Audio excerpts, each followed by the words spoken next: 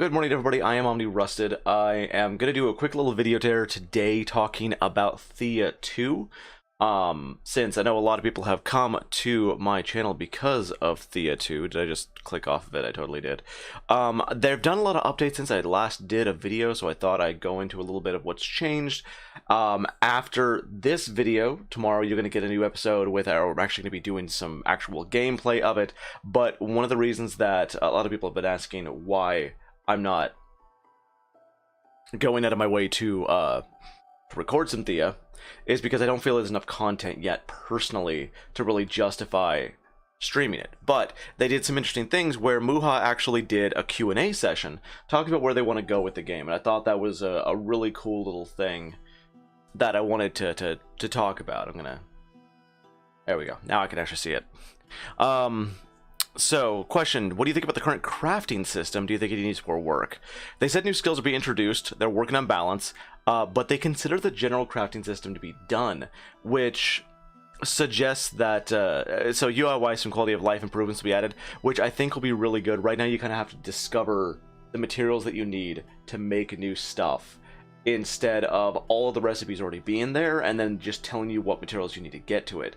I feel, personally, that is kind of a thing that a lot of games have been doing recently, where it's kind of waiting and expecting that people, instead of discovering things on their own, they're just going to check the wiki.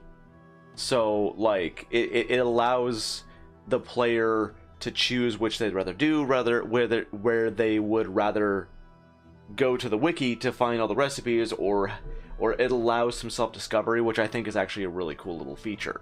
Do you think any random cards chosen in challenges is a problem? A lot of people probably have problems with it. This is an interesting thing here because they had this question. This Q&A was done on the 8th. It is currently the 17th. You can see how busy I've been lately.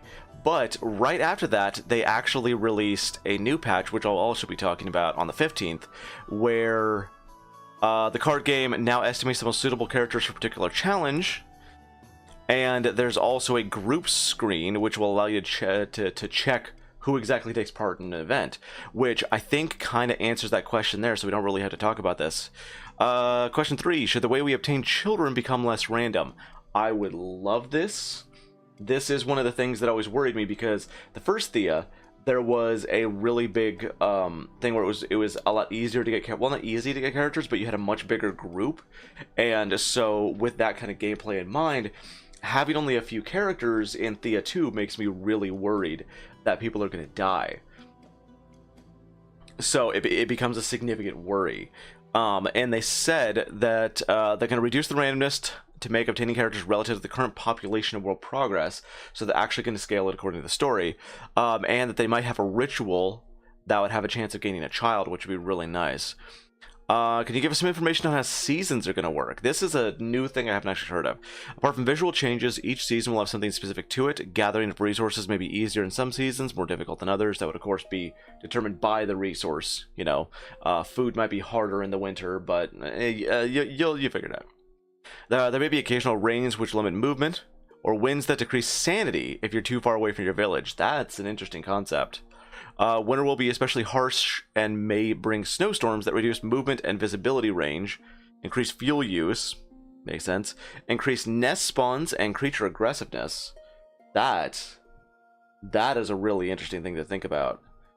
You'll have to make some supplies to get you through the cold season. I love when games put that little bit of survival impact into it. Like, it's not becoming horribly fierce with it. It makes the winter survivable, unlike a lot of games that make the winter almost impossible, such as Don't Starve, or just The Lone Dark for that matter. But like, that little bit of survivalness in there makes it so that you're actually planning instead of just stockpiling constantly, and I think that's really cool. Get out. Cats. We were considering resource depletion as part of the season's mechanics. This will greatly impact settlements in a bad way. Oh, they're actually trying to make it a...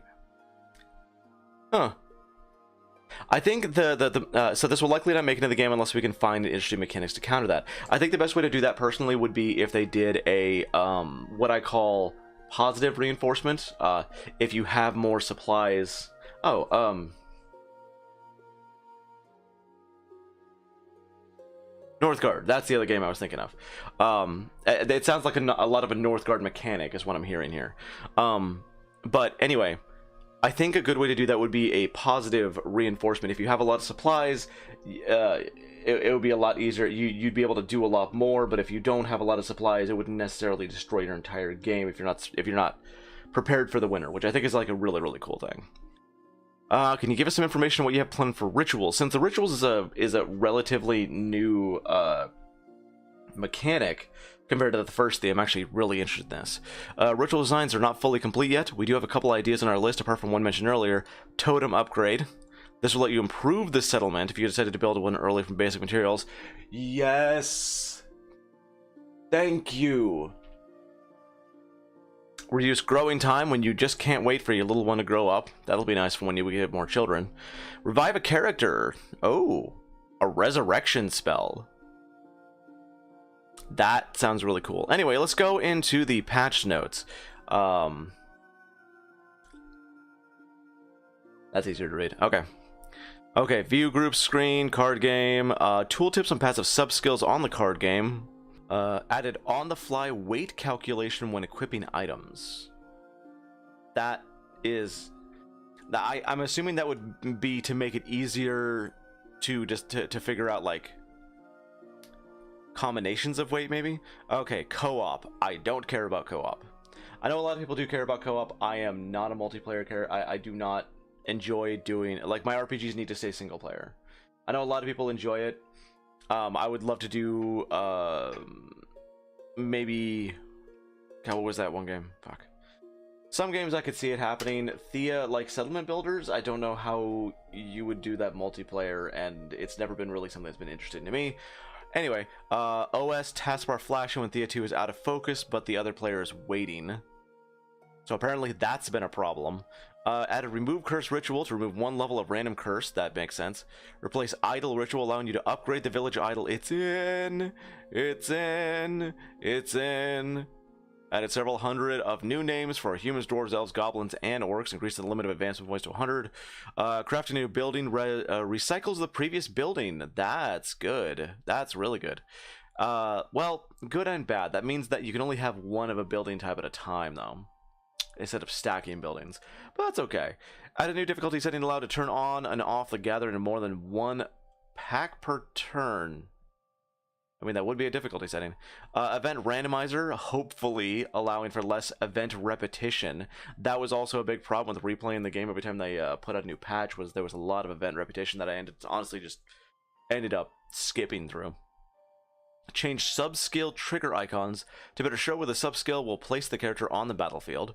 Added some new glyphs to the front atlas. Diacritics now be used when renaming a character or group. I don't know what that means. Added game version log, which stops players from loading the game from version which is incompatible. Oh, that means old save games are now dead. Fixed starting on water.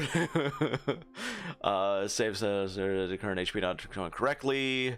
Open equipment screen. Now the first character shown on paper doll instead of a random one. I like that. Fixed issue when estimating some sub-skills value based on the parent skill instead of actual value. With the ability to trade buildings other than ships in co-op. LOL. Destruction of the idol now also destroys the house demon. Makes sense. Fixed house demon having abnormal HP regeneration. Fixed not being able to get back characters or items taken by events if save quit low is formed. Fixed cancel event. Oh, wait. Not being able to get back characters or items taken by events if a save quit low is formed. What? You would like resurrect. Okay, whatever. Fixed cancel event invitation button not working in co-op. Don't care about co-op. Fixed event invitation. Blah blah blah. Fixed the ability to start an event before the other player receives your invitation. Shield description should no longer say weapon. Though it should still go in the weapon slot. It's just a text thing, you know. That makes sense. Okay, do not steal ships. Hag took items from resources such as resources. Blah blah blah. Okay, balance changes. Balancing changes to death chances. Now a character having 0 health has a 30% chance to die. Having negative 100% health, negative 20 out of 20, has a 70% chance to die. Oh, that's interesting. So at exactly 0 health, there's a 30% chance when you rest, your character will not wake up in the morning. Whereas if they've taken more, the more they take, the more they have a chance to die when they're asleep, basically. Though it seems to be between 0 and 100%. I don't know if it raises depending on the chance. Or the chance raises depending on the HP. Increased damage to health from missing faith from 10% at 0 to 25% at 0 HP. What? Oh, spiritual HP. I'm having trouble waking up this morning. Faith regenerates 1 point per turn on top of all possible regeneration. Spiritual healing ritual is still the best way to fill up. That's actually really good. I actually really did not like the fact that your spiritual HP basically stays at 0 until you do rituals. It kind of made sense, but at the same time, it's nice to have that little bit of regeneration, just because you're always constantly having your faith tested. Let's see. Adjust a group carry bonus characters depending on difficulty. That's a difficulty marker. That's nice. Increase character's personal carry limit to 25 for each 1 strength. Balance changes to all armor weights, all stun skills. Monaya now has unlocked tool slot. Lava Troll received primal desire skills. Illness does no longer allow lower personal carry. It lowers gathering and crafting instead. I think it would make more sense if illness lowered stats that affected these skills instead. Target is no longer blocked by opposite and melee character. AoE modifier adds vertical splash. That's... Oh, so they're actually allowing us to arc our bow shots now. That's interesting. Targeting is blocked by opposite melee character. Uses Destiny stat in all challenges, which is nice because it kind of did multiple ones before. AoE modifier has a vertical splash. Thrown spears, AoE modifier has a vertical splash. Axes, which is 20% chance damage in all variants. Whoa. Whoa. That makes Axes a lot more viable. Wow. That's a lot more damage. Receive first strike skill, which deals damage when the character is placed on the battlefield. Oh, so that's taken from Thea 1, where if you gave them spears, they'd hit first. Just put them on the battlefield. They hit immediately. Scrolls change crafting resources amounts for the balance pending. Swords now provide shielding bonuses, so again they're taken from Thea 1 there. Shields allow up to 2 targets instead of just 1. Interesting. That's sort of like a phalanx thing there, where you can shield a friend with a shield too. Additive damage in weapons with base power below 1 now produces items with final damage value below 6. True damage now deals 1.5 damage to the target's armor. True damage ancient now ignores armor. Okay. This is a big update and an awesome one, and I'm really excited to try it out. Remember, if you like what you saw, make sure to hit the like button. Make sure to follow or subscribe, whatever. Come and follow me on Twitch, Twitter, whatever the hell you want. I'm not your boss. And I will see you guys in the game. Bye-bye.